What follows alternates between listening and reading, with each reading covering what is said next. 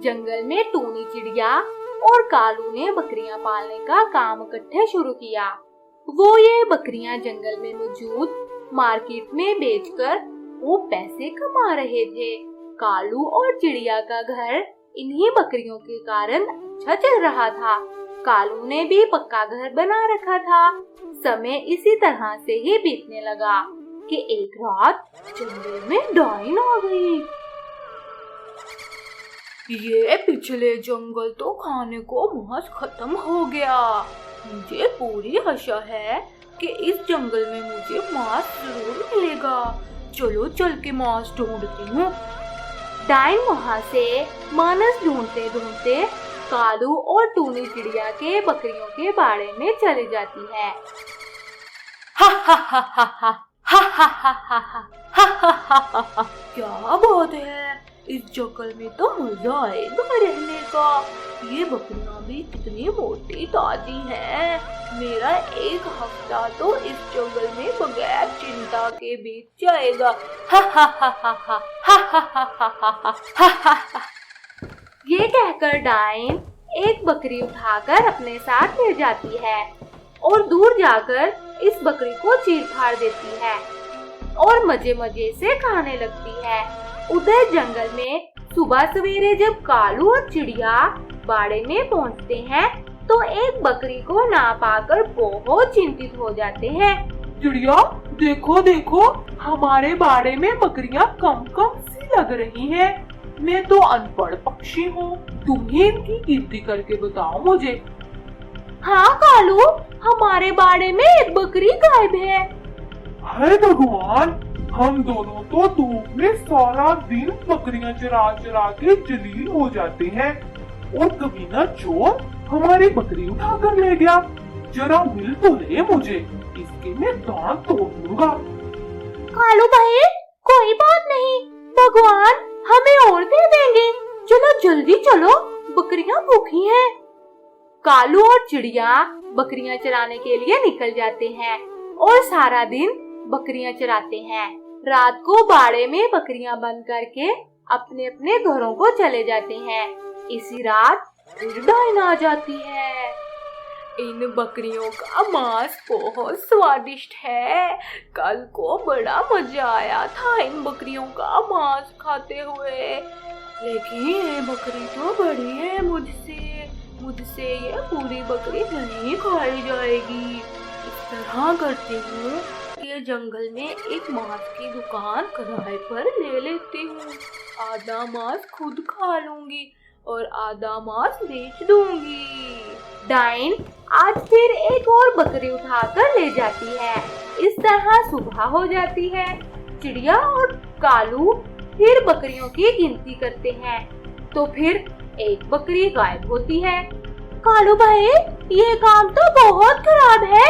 अगर इस तरह से ही हमारी बकरियां गायब होती रही तो एक दिन हम भूख से मर जाएंगे और हमें कुछ न कुछ तो इसका उपाय करना ही होगा। उधर डाइन ने भेष बदलकर जंगल की मार्केट में एक दुकान किराए पर ले ली और मांस बेचने लगी और खूब नोट कमाने लगी। इधर कालू और चिड़िया सामान लेने के लिए मार्केट गए और वो अपने साथ एक बकरी ले गए ताकि चील को बेचकर भोजन ले सके। सुनाओ भाई चील, कैसे हो?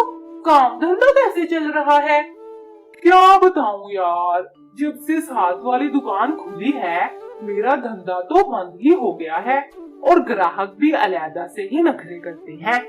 कालू को इस पक्षी पर शक हो जाता है और कालू मन ही मन में सोचता है, यार इस जंगल में जानवर तो सिर्फ मेरे पास ही है, मगर ये पक्षी तो इस जंगल में नया मालूम होता है और उसने मांस के लिए ये जानवर कहाँ से लिए और आसपास के जंगल भी तो बहुत दूर है, वहाँ से इतना ज्यादा मांस लाना नामुमकिन है।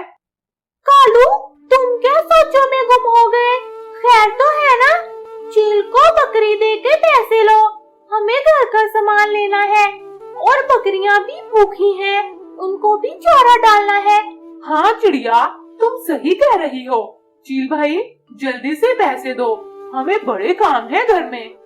कालू चील से पैसे ले लेता है। कालू और चिड़िया सामान लेकर अपने अपने घर को चली जाती हैं। सुनाओ भाई राजू, कैसे हो? मेरे बेटे ने क्या क्या किया आज? बाबा आज तो ना पूछो, मैंने जंगल के सारे बच्चों को बहुत छेड़ा और वो चिड़िया का बच्चा तो रोने ही लग गया था। राजू, तुम भी मेरी तरह बहुत शरारती हो। बेटा, इस काम में कोई फायदा नहीं है। बाबा मुझे नहीं पता, बड़े दिन हो गए हैं मैंने मांस नहीं खाया, मुझे मांस लाजमी खाना है। बेटा, अब तो रात हो चुकी है और शॉप्स भी बंद हो चुकी हैं। चलो मैं कुछ उपाय करता हूँ। इस रात बाहर निकलना भी किसी खतरे से कम नहीं है। चलो चिड़िया को भी साथ लेकर जाता हूँ। कालू चिड़िया को लेकर जंगल की मार्केट में चला जाता है और वहाँ जाकर देखता है तो सब शॉप्स बंद होती हैं। चिड़िया, मेरे बेटे ने जिंदगी में पहली बार मुझसे कुछ मांगा है, इसके लिए कुछ न कुछ उपाय तो करना होगा।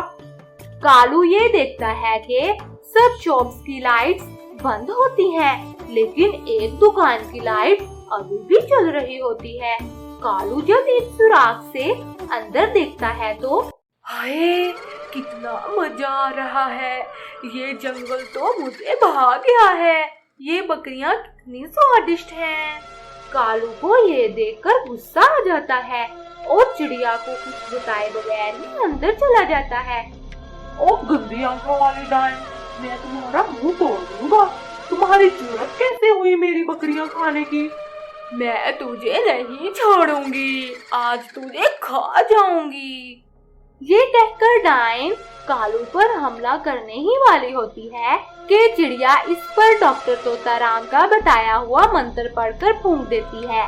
इससे डायन वही ही खड़ी बुत बन जाती है और नष्ट हो जाती है। तो प्यारे दोस्तों, आज की इस प्यारी कहानी से ये शिक्षा मिलती है कि कर भला सो हो भला, कर बुरा सो हो बुरा।